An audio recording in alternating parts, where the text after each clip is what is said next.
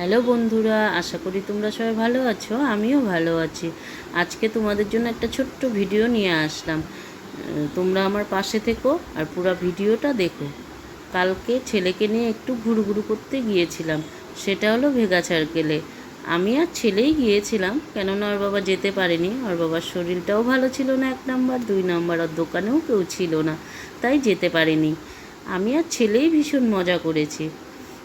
অনেক দিন পর ভেগা সার্কেলে গেলাম, তো ভীষণ ভালো লাগলো। খুব সুন্দর করেছে একটা সাইট। ওখানে গিয়ে একটু কেনাকাটা করলাম, একটু খাওয়া দাওয়া করলাম। ওগুলো তো তোমাদেরকে শেয়ার করতে পারলাম না, কেননা ছেলে ভিডিওই করে দিতে চায় না। কি আর ভিডিও করব না কেনাকাটা করব, তাই করতে পারিনি।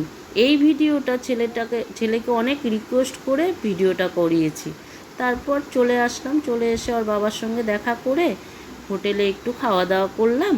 3জনে মিলে খাওয়া দাওয়া করে বাড়ি চলে আসলাম।